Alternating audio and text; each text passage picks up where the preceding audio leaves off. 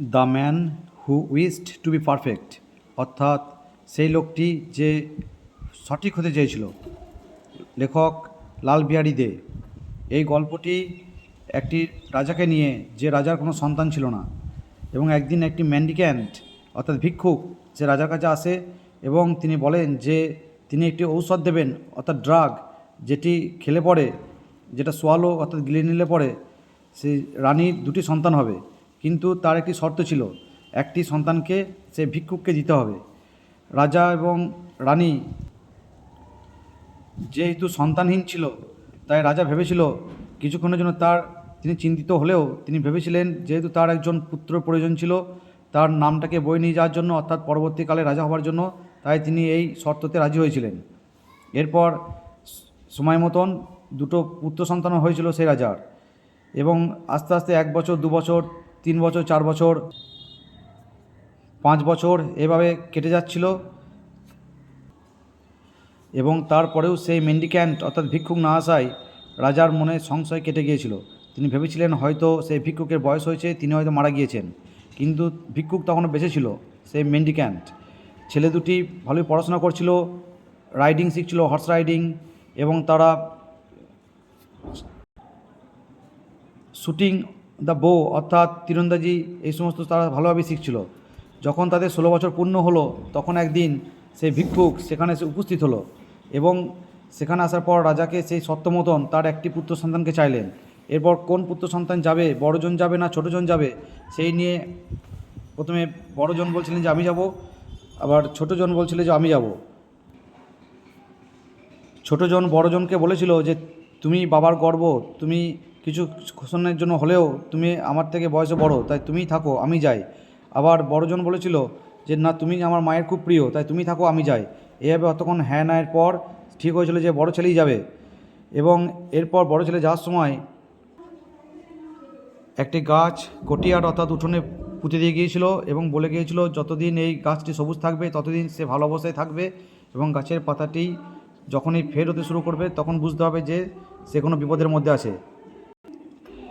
এরপর রাস্তায় যাওয়ার সময় একটি কুকুরের বাচ্চা এবং একটি হক অর্থাৎ বাজ পাখির বাচ্চা ওই বড় রাজপুত্রের সঙ্গে যায়, সাথে সেই মেন্ডিক্যান্ট বা ভিক্ষুকও ছিল।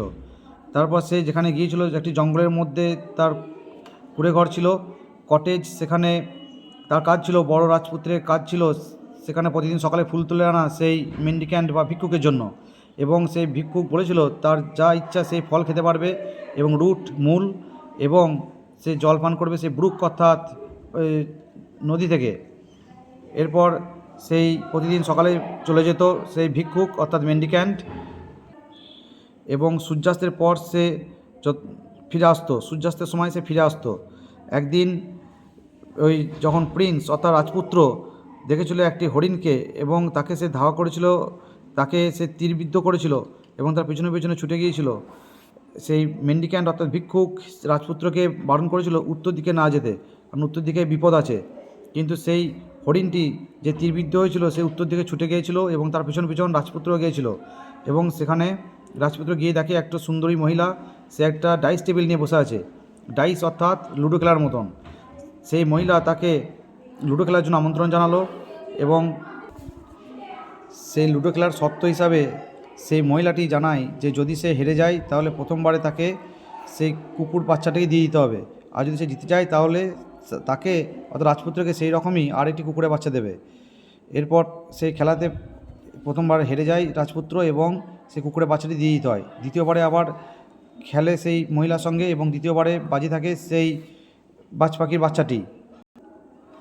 প্রথমবারে বাজি ছিল হক অর্থাৎ বাজ পাখির বাচ্চাটি, এবং সেই বাজ পাখি সেই খেলাটি হেরে যায়, ফলে বাজ পাখির বাচ্চাটিকে দিয়ে দিতে হয় সেই মহিলাটিকে অর্থাৎ, এবং সেই বাজ পাখির বাচ্চাটিকে একটি গর্তের মধ্যে রেখে সেখানে একটি তক্তা চাপা দিয়ে দেয়। দ্বিতীয় ক্ষেত্রে আবার খেলতে যায় এবং তখন বাজি থাকে কুকুরের বাচ্চাটি, এবং দ্বিতীয় ক্ষেত্রে হেরে যায় এবং কুকুরের বাচ্চাটিকেও একটি তক্তা দিয়ে ঢেকে দেওয়া হয়। তৃতীয়বারে এবার বাজি থাকে তার নিজের জীবন অর্থাৎ প্রথম রাজপুত্রের, বড় রাজপুত্রের তার জীবনটি, এবং সেখানেও সে হেরে যায়। এবং তারপর রাজপুত্রকে সেই মহিলাটি যে ছিল একজন রাক্ষসী, সে একটা গর্তের মধ্যে রেখে সেটাও একটা তক্তা চাপা দিয়ে দেয়। সে তাকে সেই দিনকে খায়নি, কারণ সেই দিনই সে খাবার গ্রহণ করেছিল। সে পরের দিন খাবে বলে সেই বড় রাজপুত্রকে গর্তের মধ্যে রেখে দিয়েছিল।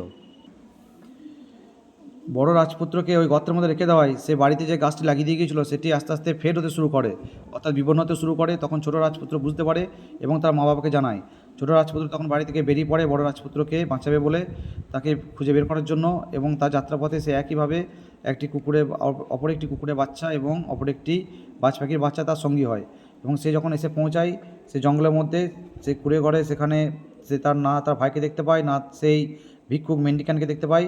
তারপর মেন্ডিক্যান যখন আসে তখন সে মেন্ডিক্যান অর্থাৎ ভিক্ষুক ছোট রাজপুত্রকে জানায় যে তার বড় ভাইকে বারণ করা হয়েছিল উত্তর দিকে যেতে, তা সত্ত্বেও সে গিয়েছিল এবং সেখানে একজন রাক্ষসী থাকে মহিলা ছদ্মবেশে, সে হয়তো তার কোনো ক্ষতি করেছে। এরপর ছোট রাজপুত্র ওখানে একটি হরিণ দেখতে পায়। সে একইভাবে সে হরিণটিকে তিনি তীর দিয়ে তীরবিদ্ধ করেন। সে হরিণটির পিছনে পিছনে যেতে যেতে দেখতে পাই সেই একটি বাড়ি, যেখানে একজন সুন্দরী মহিলা ছিল। সে ছোট রাজপুত্র বুঝতে পারে এটাই সেই মহিলা যে ছিল একজন রাক্ষসী, এবং সে একইভাবে সেই মহিলা অর্থাৎ যে রাক্ষসী তাকে সেই ডাইস খেলার অর্থাৎ লুডো খেলায় আমন্ত্রণ জানায় এবং সে একই রকম কন্ডিশন রাখে। কিন্তু ছোট রাজপুত্র সেই খেলায় জিতে যায় এবং সেই দুটি বাজ পাখির বাচ্চাকে এবং ছোট বাজ পাখির বাচ্চাটি এবং প্রথমবার জেতার পর যে বাজ পাখির বাচ্চাটিকে আগে থেকে আটকে রেখেছিল সেটিকে ছেড়ে দেয় এবং বাজ পাখির বাচ্চা দুটি একসাথে মিলিত হয়। দ্বিতীয়বার খেলাতেও রাজপুত্র জিতে যায় এবং তখন সে আগে থেকে যে কুকুরের বাচ্চাটিকে আটকে রেখেছিল সেটাকে সে ফেরত পায়। এরপর তৃতীয়বার খেলাতেও সেই ছোটো রাজপুত্র জেতে, তখন বড় রাজপুত্রকে ছেড়ে দিতে বলে। প্রথমে সে দিতে যায় না, কিন্তু শর্ত অনুযায়ী শেষ পর্যন্ত বড় রাজপুত্রকে ফিরিয়ে দেয়। তখন সে রাক্ষসী রাজপুত্র দুটোকে বলে তাকে হত্যা না করতে এবং সে জানায় যে মেন্ডিক্যান্ট অর্থাৎ যে ভিক্ষুক ছিল সে একজন কালী মাতার পূজারী ছিল এবং সে এর আগেও 6 জনকে হত্যা করেছে। আর একজনকে হত্যা করতে পারলেই তার মনস্কামনা পূর্ণ হবে এবং সে পারফেক্ট হতে যায়। এরপর তিনি তার কথা মতন সে রাজপুত্র দুজন যায় যে কালীমাতার মন্দিরে এবং সেখানে দেখে 6টি নরক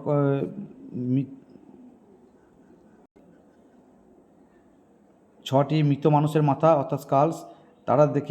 তাদেরকে দেখে অর্থাৎ রাজপুত্র দুজনকে দেখে সেই 6টি মাথা হেসে ওঠে এবং তারা জানায় যে সেই 6টি স্কালস অর্থাৎ মৃত মানুষের মাথার খুলির মধ্যে একজন তাদেরকে জানায়, বড় রাজপুত্রকে বলে যে তোমার অবস্থাও কিছুদিন পর আমাদের মতনই হবে, কারণ ওই যে মেন্ডিক্যান্ট অর্থাৎ ভিক্ষুক সে তোমাকে এখানে আমাদের মতনই হত্যা করবে। এরপর সেও বলে যে একটি উপায় আছে এখান থেকে বাঁচার। তখন রাজপুত্র বলে তাকে জানাতে সেই উপায়টি কী। তখন সে জানায় সেই মরার মাথা জানায় যে যখন তোমাকে বলবে যে শটাঙ্গ হয়ে প্রণাম করতে কালীমাতাকে, তখন তুমি বলবে যেহেতু তুমি রাজার ছেলে তুমি জানো না কীভাবে শটাঙ্গ হয়ে প্রণাম করতে হয় অর্থাৎ প্রস্ট্রেট, পুরোপুরি শুয়ে পড়ে কীভাবে প্রণাম করতে হয় তুমি জানো না। তখন বলবে যে দেখিয়ে দিতে, আর যখনই সেই মেন্ডিক্যান্ট অর্থাৎ ভিক্ষুক দেখাতে যাবে তখনই তুমি তাকে হত্যা করবে। এবং ঠিক সেই মতন কিছুদিন পর সেই মেন্ডিক্যান্ট অর্থাৎ ভিক্ষুক বলে যে তাকে যেতে হবে অর্থাৎ বড় রাজপুত্রকে যেতে হবে তার সাথে কালীমাতার মন্দিরে, এবং সেখানে যাওয়ার পর সঙ্গে ছোট রাজপুত্রও গিয়েছিল। কিন্তু তাকে ছোট রাজপুত্রকে সে মন্দিরের ভেতরে প্রবেশ করতে দেওয়া হয়নি এবং মন্দিরের ভেতরে বলেছিল সেই মেন্ডিক্যান্ট বলেছিল অর্থাৎ ভিক্ষুক বলেছিল যে কালীমাতাকে নত হয়ে প্রণাম করতে। তখন রাজপুত্র জানিয়েছিল সে জানে না কীভাবে নত হয়ে প্রণাম করতে হয়। তখন এটাও বলেছিল যে কীভাবে প্রস্ট্রেশন অর্থাৎ পুরোপুরি শটাঙ্গ হয়ে প্রণাম করতে হয় সেটা সে জানে না, দেখিয়ে দিতে বলেছিল। এবং যখনই দেখাতে গিয়েছিল সে মেন্ডিক্যান্ট অর্থাৎ সে ভিক্ষুক, তখনই তাকে তলোয়ার দিয়ে হত্যা করেছিল এবং সঙ্গে সঙ্গে সেই স্কালস অর্থাৎ মরা মাথাগুলো হেসে উঠেছিল। এবং এরপর কালীমাতা আবির্ভাব হয়ে সেই যে পারফেকশনের আশীর্বাদ সেটা বড় রাজপুত্রকে দিয়েছিল এবং এরপর সেই 6টি স্কালস যেগুলো ছিল যারা মারা গিয়েছিল, যাদেরকে এখানে বলি দেওয়া হয়েছিল, তারাও আবার তাদের নিজেদের দেহ ফিরে পেয়েছিল। এটাই ছিল গল্পের বিষয়বস্তু। অর্থাৎ যে খেলাটা হয়েছিল মহিলাটির সঙ্গে, সে খেলাতে প্রথম যাকে বলা হয়েছিল, যেটা হেরে গেলে পরে যাকে বাজি রাখা হয়েছিল সেটা ছিল হচ্ছে হকের বাচ্চা, তারপরটা ছিল পাপি অর্থাৎ কুকুরের বাচ্চা।